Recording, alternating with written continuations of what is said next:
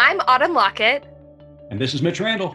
And you're listening to Good Faith Weekly. Welcome to Good Faith Weekly, and it's Easter week. Autumn and I are going to catch up and talk about this Easter as well as Easter's gone by. And then we're also going to be talking about the trial that's going on in Minnesota right now of Derek Chauvin, the officer who killed George Floyd. And talk also about how our new podcast, The Raceless Gospel, is addressing racial justice around the world. And then later in the podcast, we are very excited to announce a new podcast that's going to be dropping on April the 6th, Discovering Wholeness. Autumn and I are going to visit with the three hosts of Discovering Wholeness, Kyndra, Frazier, Kyndall Rae Rothaus, and Gillian, Drader. So stay tuned. I'm Reverend Starlette Thomas, a womanist in ministry and the host of a new podcast, The Raceless Gospel, from Good Faith Media. We're going to talk about that taboo trinity: race, religion, and politics.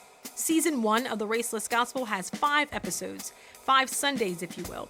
We're going to take you to church each episode. We're going to talk about the sticks and stones, the skin and bones of Christian discipleship through the structure of a church service. And each episode, we're joined by a special guest who will bring a word. The Raceless Gospel Podcast, 5 episodes, all available March 22nd. I'm your podcast pastor, Reverend Starlette Thomas. Join us as we march into and beyond race, religion, and politics.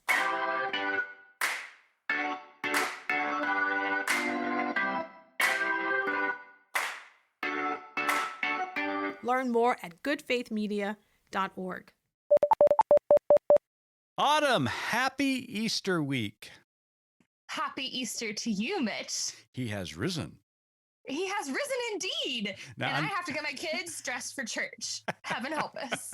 Well, I remember you talking last week, first time kids were back in in-person worship. How did it go? Were you able to wrangle them into some long pants?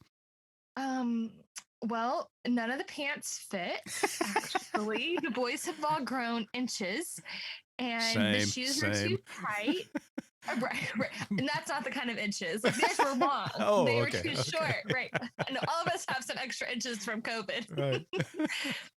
But, the girls' dresses twirled, and I think it was a good dry run so that Easter Sunday we'll have everything starched. And I had to find my iron. It was just really odd. The kids were like, "Mom, what's that silver thing?"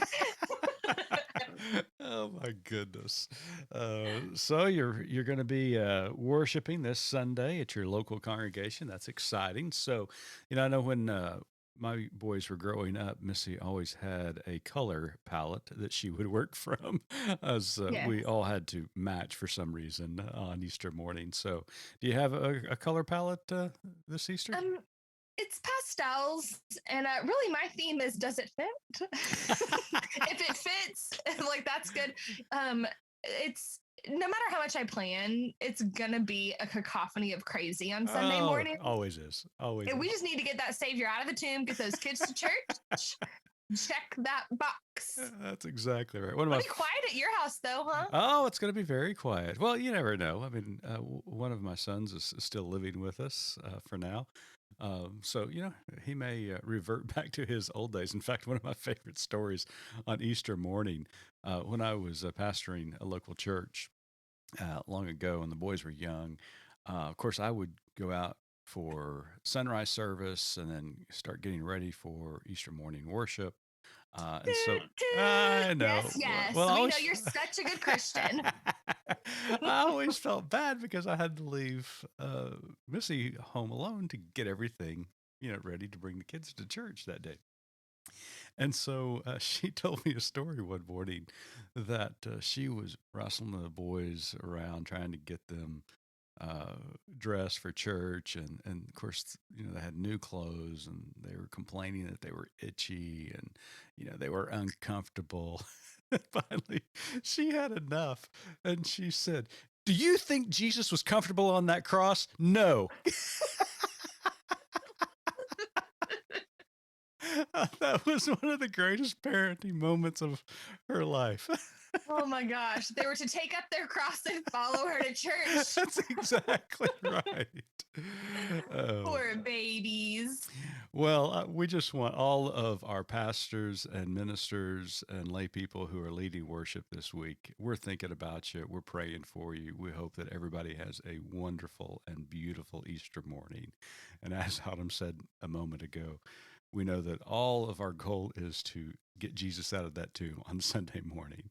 It takes a lot of work and a lot of dedication for all of our clergy friends and lay friends who lead worship. So kudos to you and blessings upon your Easter. Well, we've got some news going on across the country, Autumn. Up in Minnesota, the trial of Derek Chauvin is underway. And have you been watching any of the coverage? Yes, I have been following most of it just through like NPR, just audibly. Yeah. Mhm. So, what are your thoughts on it at this point?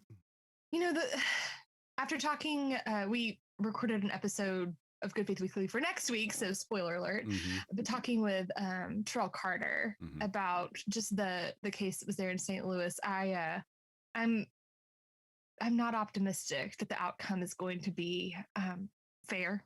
I'm not. I think the part so far that has moved me the most has been the EMT Mm-hmm. who I think she was on the stand yesterday or the day before, talking about how she was prevented from providing care to George Floyd. So not only, did this egregious act happen, but folks who were there who could have helped weren't even permitted to do so. Right. And just the emotional testimony from all involved, from the young clerk who called the police on the counterfeit $20 bill that was supposedly used, just talking about how much grief he had and just trying to process, if I wouldn't have called the police, then this would not have happened. And just time and time again, we've heard that. And then, of course, we've heard some of the defense that's being put on. And once again, it seems as though trying to blame the victim in all of this. George Floyd's not on trial here, folks, in case you were wondering. Yeah, exactly. This is the trial of Derek Chauvin, not George Floyd. But I think you're right. And next week, when we visit with Terrell, he tells a story. Not only he talks about the situation in Minnesota, but he also talks about a story that recently developed in St. Louis. And when I talk to my African American colleagues and friends, it's just basically, well, we don't have much hope. There's a very low expectation that justice will prevail, even though there's video evidence, even though there is firsthand accounts and testimony that is being presented by the prosecution. All the defense has to do is to convince one person that there is some kind of doubt in this case, or that the officer felt threatened in some capacity, and the trial's over. And it is, our system is so broken. We've said it time and time again. I do hope that something comes from this, but expectations are certainly low. Mm-hmm. Mm-hmm. Well, all of this causes a lot of trauma, not only when we're talking about race, but other issues. But before we get into our new podcast, I do want to mention that if you are interested in racial justice, if you're interested in how race is created as a human construct, and that we need to deconstruct this idea of race, and which doesn't mean, by the way, that that the gospel is colorblind. It's full of colors and uniqueness and diversity, but race in itself is a human construct that does need to be deconstructed. And we've got a new podcast that was released a couple of weeks ago. Our host is Starlet Thomas, who is absolutely wonderful. Her insights are incredible. The guests that she interviews are extraordinary. And so we want to encourage you to listen to it, subscribe to the podcast, The Raceless Gospel. You can listen to it at Apple or Spotify or wherever you listen to podcasts. But it is really insightful and very well done by our media producer, Cliff Vaughn. It's absolutely wonderful. I've listened to episode 1 like 4 times, and I've listened to the whole series, but I'm going back and just there's so much nuance and things to be picked up. Every time I listen, I hear something different, and I also just feel like I listen to it in the context of what horrendous racial things have happened that week, and it just gives me a different angle. So I am a podcast connoisseur, and it is at the very top of my list. Yeah, it's really, really good. So, and speaking of podcasts, we've got a new podcast that we're going to be dropping on April the 6th called Discovering Wholeness. And as we said a moment ago, a lot of things that we talk about here on Good Faith Weekly, the issues that we address at Good Faith Media, are very heavy. And when we look across the landscape of what is going on in the world, what's going on in the church, we would be amiss not to recognize the trauma that comes from addressing all of these issues. And more precisely, there are individuals who suffer from these issues that we talk about. And in many cases, it is trauma that is coming or placed upon these individuals from the church, from clergy, from people of faith who have caused a lot of harm and a lot of pain in this world in the name of religion. And so we have three wonderful ministers, therapists who are co-hosting our new podcast, Discovering Wholeness: Frazier, Kyndall Rae Rothaus, and Gillian Drader. And we are really excited about this podcast. Yes, and before we listen more to our conversation with them here in a bit, I am going to splice in the trailer Awesome. so you can get a little taste of what that's going to be like. But I'm just so excited that they are addressing this topic because I think there are a lot of people who feel like they've been injured by God when they've really just been injured by Christians. Mm-hmm. Yeah. I mean, you and I have talked about it, outside of recording and even on this show at times about growing up in very conservative fundamentalist churches and the pressure they would put on you as a child and especially as an adolescent and even into adulthood. The guilt, they would use guilt and fear and shame to somehow, in their mind, inspire you to live better. But a lot of it was false shame, false guilt, and it was an attempt to control you and your behavior. And, still today, I mean, I still, shudder sometimes at the things that I was told as an adolescent and young adult from church leaders, and how guilty I used to feel. Mm-hmm. And I know you and I have also both encountered folks, just in our Good Faith Media work, whether it was a, Black Lives Matter rally or a conversation we had with LGBTQ plus friends who said, I wouldn't have talked to you guys knowing this was a religious organization, but because we're not in a church, like we can talk. And then it sparks these whole conversations about like, we're not that kind of Christian. Like, that's not what we believe. Like, oh, no. Like, we are also traumatized and triggered by that situation. Right. And so I think just, out of these authentic conversations that we've had with people in the real world, really getting to dig through that with a professional. I love the way they're approaching it, that it is sort of almost like a therapy session. It is not therapy, but it might feel like therapy a little bit because they're going to take you through some exercises, some experiences that when you get to the end of an episode, you're going to feel like you've worked through something. Yeah, and it's very interactive, and they do such a good job of not only talking about these weighty issues, but giving people tangible exercises that they can observe themselves that can help them through this trauma that they're dealing with. So they just do a fabulous job. So we look forward to bringing this podcast to you. Again, it is Discovering Wholeness. It drops on April the 6th, and Autumn and I are about to visit with three of the hosts. Before we get to that interview, though, we do want to recognize this week that it was Transgender Day of Visibility.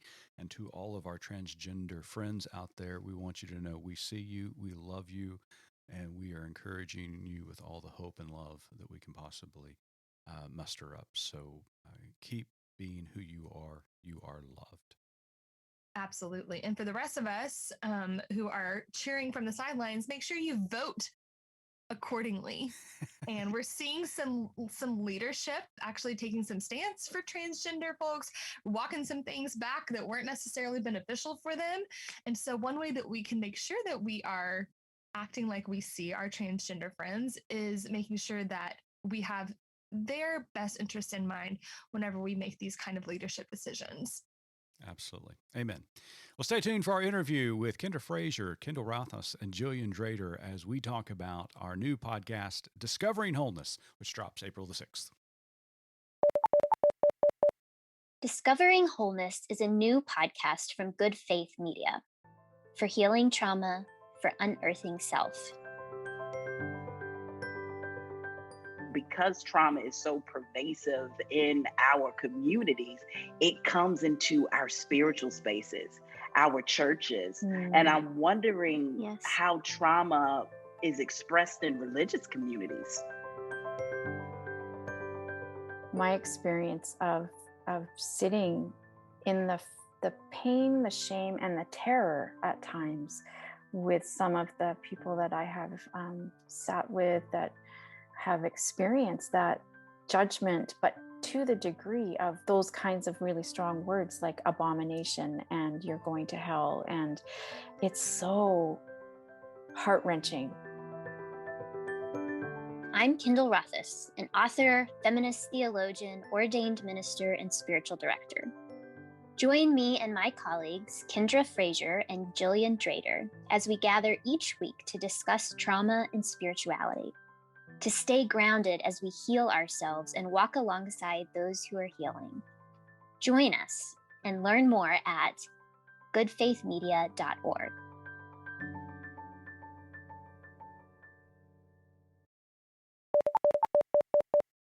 Welcome back to Good Faith Weekly. This week we've got 3 very special guests with us.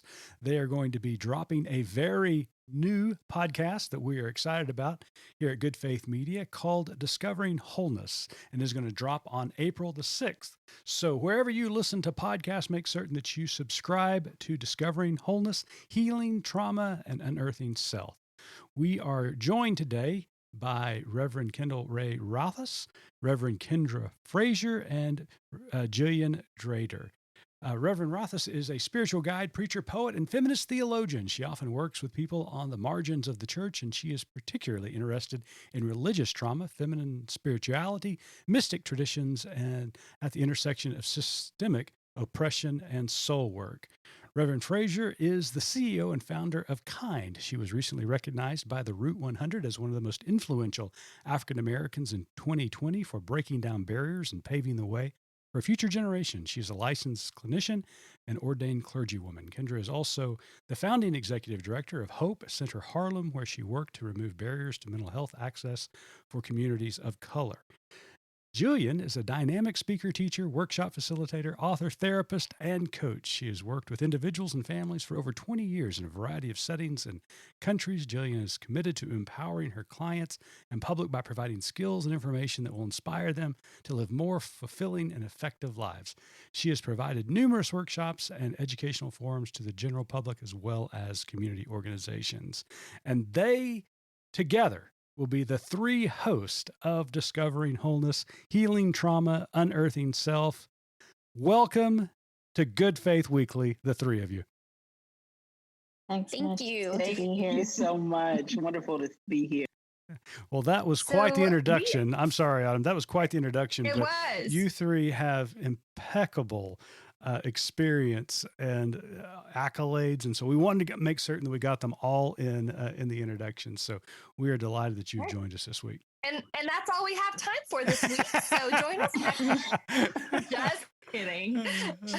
We are so super excited to have y'all on the show and to be really watching this podcast start to blossom. We've been sort of dreaming about it with you all for a bit, and we are so excited. It's going to drop in April. So before we really get started, tell us a little bit about how you decided that a podcast about trauma was necessary. Kyndall, why don't you start, and then the other 2 can jump in. Yeah. So, a number of things kind of coming together all at one time, I think, is part of it. But I first met Gillian when we were going through a training program together for spiritual direction. And one of the things that her and I and our friend Allie started talking about together was the fact that we just see so many people offering spiritual care in the world who just simply aren't trauma informed, and it ends up having a really harmful impact on people, because so many people go to clergy or faith leaders, right, to disclose their difficulties, their stresses, their traumas, their abuse. And if someone doesn't know how to respond well, you can end up causing more harm or re-traumatizing. And so we just felt like there's a real lack of information out there.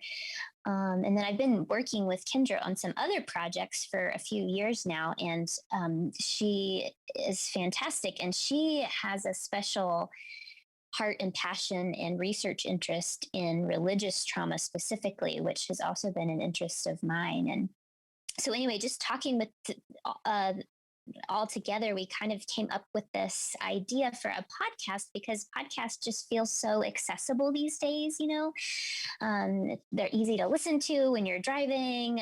You don't have to come out of your COVID bubble to learn, and they're free. And we just feel like this is information that people need to have. And so we came up with the idea for a podcast, and things began to fall into place. I don't know what Gillian or Kyndra, you might want to add to that. Go ahead, Kyndra. Yeah, I am so grateful that Kyndall invited me to join as a collaborator and a co-conspirator and host.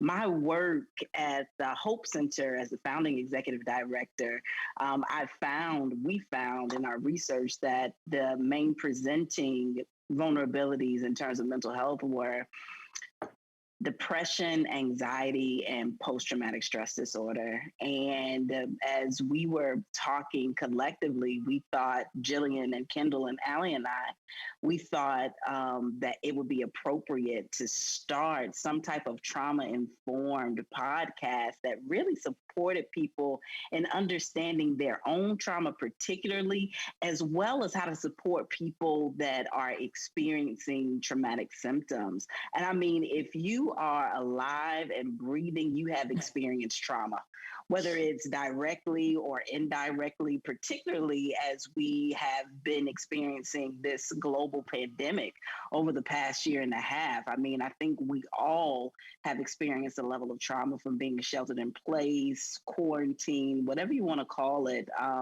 And mental health vulnerabilities have been exacerbated because of it. And we all think that this is a great way to inform people.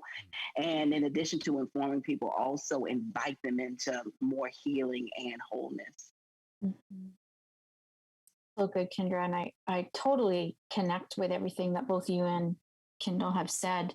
And I think for me, for a long time in my work as a therapist, but also over the years, I was very involved in ministry, so to speak, in the Christian world, and actually was also ordained at one point in time. And I just saw so much where the intersection of clinical issues, depression, all the things that we've listed, trauma, post-traumatic stress disorder, which is an area that I work in a lot in complex trauma, that there seemed to be this big disconnect between what got considered spiritual in that arena and what considered clinical. And it's almost like the two there wasn't space for them to be together. And yet I was seeing both showing up in so many different people and still do. And so the need to have this conversation to me just felt really important, for all the things that Kyndra and Kyndall have said, but also just for that understanding of how do we articulate and help and support people when they're understanding that they're struggling and suffering, but they don't have language and they don't have skills. And so well-meaning people end up potentially hurting others in the process of trying to support. And so it just felt really important that this conversation be started. Yeah. So I'm thrilled to be here. Well, we're excited about the podcast dropping on April the 6th. I'll never forget pitching this idea to our staff before we began to meet, preliminary to begin structuring the podcast. I said, listen, I've got a Texan, a New Yorker, and a Canadian, and they want to do a podcast together. I think it was Cliff that said, sold. That's all you need to say, sold. Yeah.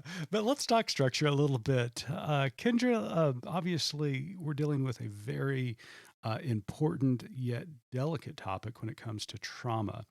So, these important conversations and these incredible resources that you're going to be providing through this podcast have to be structured in a very uh, thought-provoking way, but also a thoughtful way, because we're dealing with such a difficult topic. What is the structure of each episode? Is it going to be the three of you talking? Or are you going to have interviews? Just walk us through a little bit about what listeners can expect when they tune in. So listeners can expect to definitely hear all three of our voices. We do just an introduction, our first episode, give you a little bit of who we are and why we have decided to engage in the conversation about being in trauma informed podcast the way that we have. Each person will take turns being the host and kind of the mistress of ceremony, if you will, and really being in dialogue with I guess all of us. And we'll go into what trauma is in our next episode, dive more deeply into adverse childhood experiences. We'll talk about the way in which trauma is experienced in young people and children and adolescents and adults. We'll also talk about spiritual abuse and religious trauma, those things that have been named previously, and talk a bit more about spiritual leaders and the opportunities there to be more trauma informed. Because oftentimes when congregants or parishioners, particularly in churches, are going to seek care from a pastor and they lack the skill set or the language or the information around trauma, there's a great propensity to re-traumatize. So those are some of the areas that we'll be hitting as we move through the podcast. Excellent. I wish I would have had my episode moved up, my episode list. Sorry about that. No, that's excellent. Thank you so much. And I think I would add to that too, in terms of, I think we have some really rich content planned. And then we've also tried to be really just thoughtful about the way each episode gets sort of structured and laid out, because we're all very aware from having worked in this field that people could get triggered or have some strong feelings coming up, as they're listening to these topics. And so we've tried to be really thoughtful about providing some grounding moments and exercises throughout the podcast. And we've tried to think about how do we model trauma sensitive conversation, right? Like even in the way that we talk to each other and the way that we talk to the audience, how are we being trauma sensitive in the kinds of word choice we use and in the kind of pauses we give? And so we've really tried to do our best to make even the podcast itself as safe as possible. I love that. You're describing this kind of interaction between you and the listener, and respecting the listener so much to understand that some of the topics you're going to be talking about could trigger some very deep emotions for them. So giving them time to process, giving the, just these built-in moments, I think is just genius. So well done. Very well done on the structure. So without any spoilers, because we want people to listen to the podcast, one of the concepts that you're going to talk about early on is trauma-informed care. And you sort of gave a nod to that a bit ago, Kyndra, but Gillian, could you sort of lead us through what that means? Sure. Thanks, Autumn. When we're talking about trauma-informed care, what we want to invite people into is an understanding of what does trauma actually look like. And what would you be seeing in a person if you were perhaps a pastor or spiritual director or in some form sitting with somebody, and you're not a therapist, so you may not understand that people will exhibit certain even physiological reactions if they're being triggered in a session, or there might be things going on in their lives that would be an indication that there might be some trauma either currently happening or they've been through some trauma.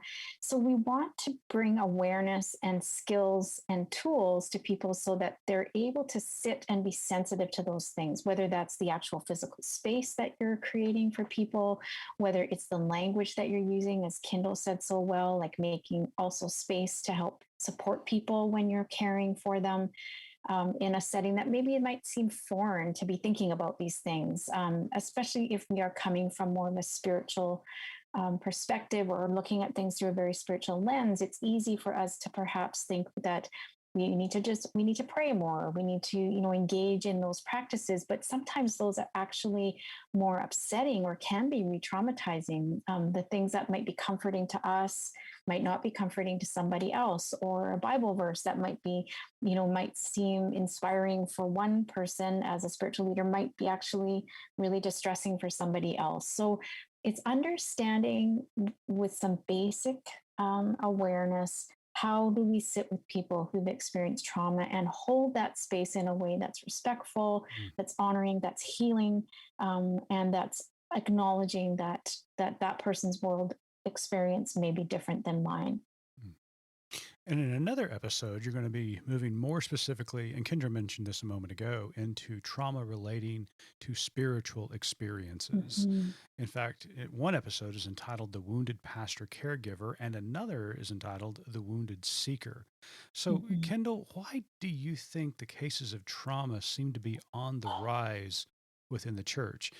Obviously, it's always been present, but we're hearing more and more about individuals who have suffered under spiritual oppression, spiritual abuse, and are trying to find ways to really work on those issues that they're suffering under. Yeah. I'd be interested to know what Gillian and Kyndra think, because I'm wondering if the trauma is actually on the rise, or if it's that we're more and more aware and able to name those things. My inclination is to think it's been there all along, and now for a whole number of reasons, we're becoming just more able to name those things. So things, I think of things like the Me Too movement, right? Like that's helped women to talk more openly about assault. I think things like the pandemic, we've all sort of experienced a collective trauma together. So that has made it a little bit easier in some ways to address trauma, because we all sort of have a common, experience. I think all of the movement for greater and greater racial justice in our country has brought things to our awareness, particularly for us white people, that it's been there all along, but we were maybe blind to it. So I just think a lot of things are happening culturally that have made these conversations more accessible. So, Kyndra, would you say, in the midst of this very difficult topic, and with people struggling with spiritual trauma to a great degree, that we are seeing some positives from the fact that it is, while it seems to be on the rise, the reality is it's being exposed more because people are finding resources and feeling freer to talk about it, instead of feeling shunned or pushed aside or silenced, feeling like they can't talk about it. So people are more open to talk about it. Is that what's going on? Absolutely. I would totally agree with you, Mitch, that it's not necessarily on the rise, but I believe that it's more exposure to the conversation around trauma, particularly, and more information is accessible. I know in the 1980s, we didn't have as many dialogues around what abuse looks like, around what it means to be a victim of domestic violence and a survivor, around what spiritual abuse or religious trauma looks like. I believe that Marlene Wynell, who coined the term religious trauma syndrome, coined it a little over 20 years ago. And so people are still gaining access to even that language of religious trauma and spiritual abuse. And I believe that more work is being done to minimize the stigma on people seeking mental health resources. And a part of that is seeking support around trauma. I can think of the church that I recently served in.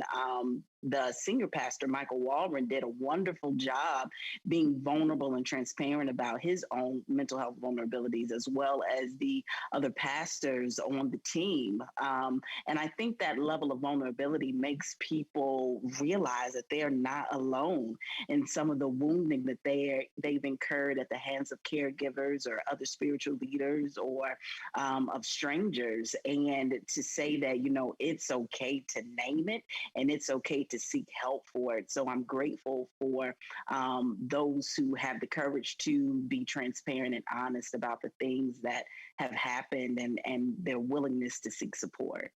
Well said. Mm-hmm. Gillian, this next question is going to be directed at you, but okay, open. Bring it on. Another vital component to the conversation are some elements of race, sexuality, and gender identity.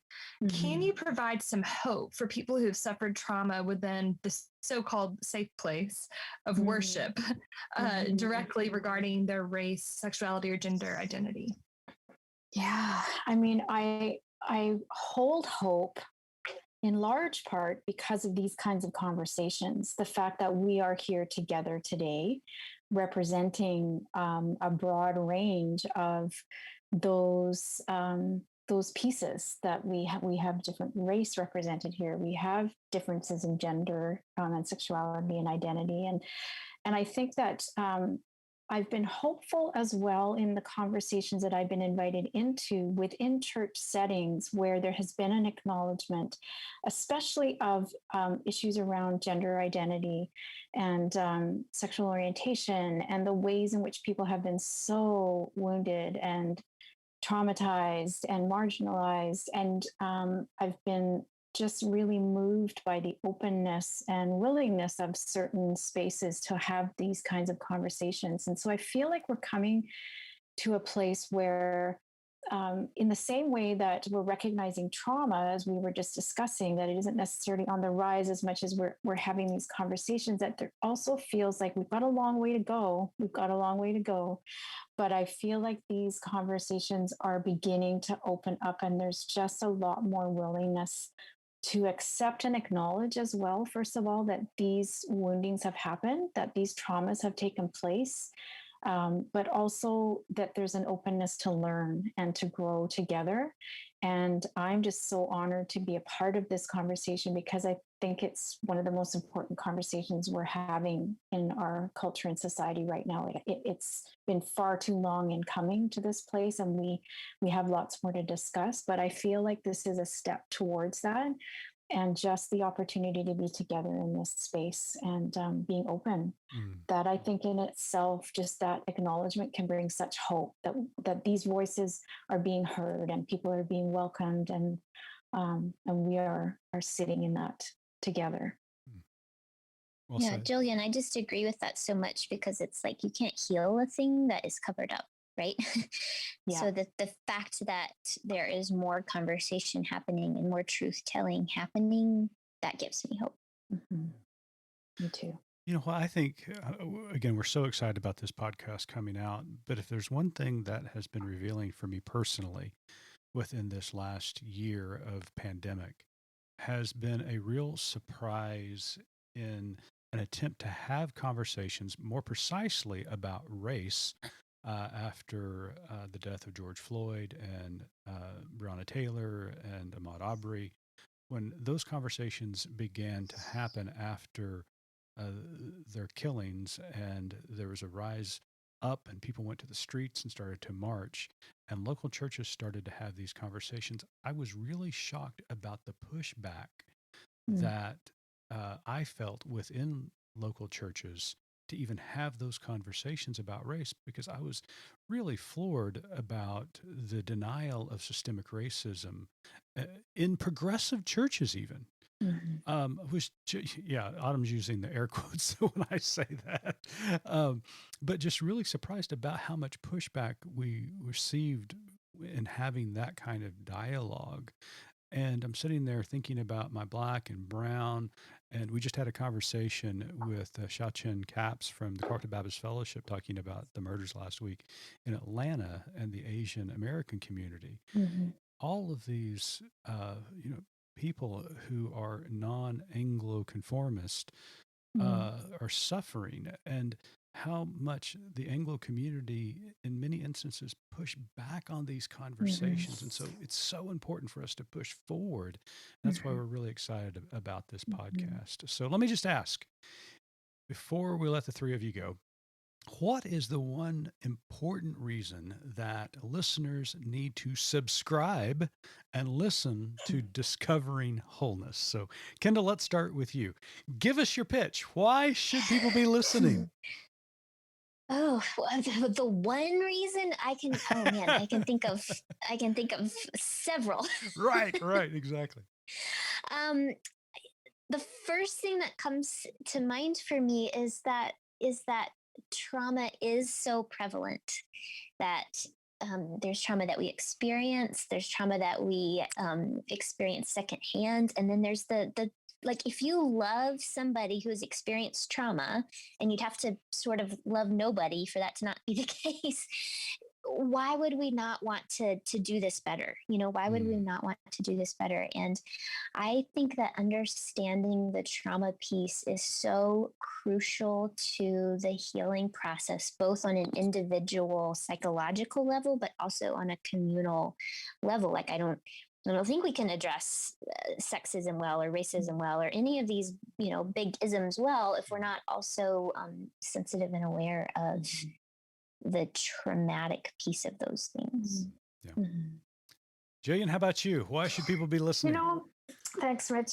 As I was listening to Kyndall speak, and I'm sitting here reflecting on two words that were coming to mind, and those words were hope and freedom. And the reason that those words came to my mind is that my experience has been that when people have experienced trauma and have been living often in the shadows of their lives, because they are carrying shame and fear, and it's a fearful thing for them to live in the world.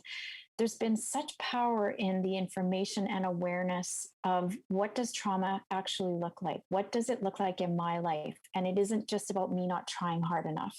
And I can't think of how many people that I've had sitting in my office who've been in tears when I've helped them understand this isn't about you choosing anything. These are things that have happened to you and that you have experienced, and it kind of takes over. So there's hope in this understanding of what's happened for individuals who've experienced trauma, but also I think hope for those who are wanting to support and just haven't known how. Excellent. And Kyndra, you got the last word. Wow, I agree with everything that Kyndall and Gillian have said. I mean, it's so many reasons why listeners should subscribe to Discovering Wholeness. One reason particularly that I'm thinking of is because you are worth the investment in your healing and education around this particular topic, that you're worthy, that this is a podcast that invites all of us to take down our shame and guilt guards, as Gillian alluded to. This is an opportunity to discover why you may be spending your life in a cycle that you don't like, but it's hard to get out of.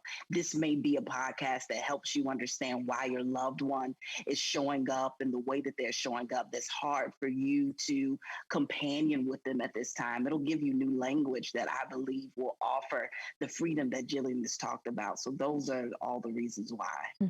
Well, you heard it here first. After the conclusion of this podcast, I want everybody who's listening, go straight to Discovering Wholeness on whatever platform you listen. Hit subscribe, because on April the 6th, this podcast is going to drop, and it is going to be an incredible resource and tool for many, many people. So I just want to thank Kyndall and Kyndra and Gillian for joining us today. But before we let you go, we've got one final question, and Autumn always has the pleasure of asking this to our guests. Yeah, our tagline at Good Faith Media is "There's more to tell." So what is the Discovering Wholeness more to tell? You know, I'll say one thing that comes to mind for me is that the podcast for me is not, I don't know, just about helping other people, but it's so personal for me. I think I want to say that, that the more to tell is that trauma has been a part of my story, and that healing from trauma, while it's an ongoing process that I'm still undergoing, what I've been able to work through and heal so far has been remarkably transformative in my life. And so I'm doing this work not out of a sort of helper syndrome so much as because it's been meaningful to me. And I think like this is a gift that I want to share. Beautiful. What's the final word from you two? I think for me, my more to tell is that it is possible to experience trauma and even be in a current traumatic experience that you're healing from and still thrive. I too, like Kyndall, am healing through a traumatic experience and understanding that traumatic experience doesn't become my circumstances or my life, but it is an opportunity for me to step into deeper healing and deeper wholeness. So that's my more to tell. Love it. Oh, thanks, Kyndra. I would say for me, the more to tell is really held in the title, even Discovering Wholeness, that no matter what our listeners and each of us, I also have journeyed through healing from trauma, which is partly why this is so personal for me too. But that we, despite it all, are whole. We're not broken. We're not damaged. We're whole. And we're peeling back the layers of the things that we've experienced to get back to that beautiful essence, so that we can thrive. And it is possible, and there is hope. Wow. Well, 3 beautiful answers to that question. Thank you so much for sharing your heart. Thank you for sharing your lives. And thank you for sharing your expertise when it comes to trauma and how you can unearth yourself. And we're looking forward to the podcast. Make certain you tune in to Discovering Wholeness, Healing Trauma, Unearthing Self. It will drop April 6th, that we said a moment ago. Make certain to subscribe. Gillian, Kyndall, Kyndra, thank you so much again for joining us on Good Faith Weekly. Thank you. Thanks for having us. Autumn. Thank you. And to our audience, thank you once again for tuning in to Good Faith Weekly. As always, until next time, keep living good faith. Lot Carey is proud to bring you conversations with some of the best and brightest pastors coast to coast. Our new podcast, Pilgrimages of Striving and Thriving, delivers wisdom from the Black church for the whole church. Find us wherever you get your podcast or listen online at lotcarey.org. That's LOTTCAREY.org. We look forward to the pilgrimage with you.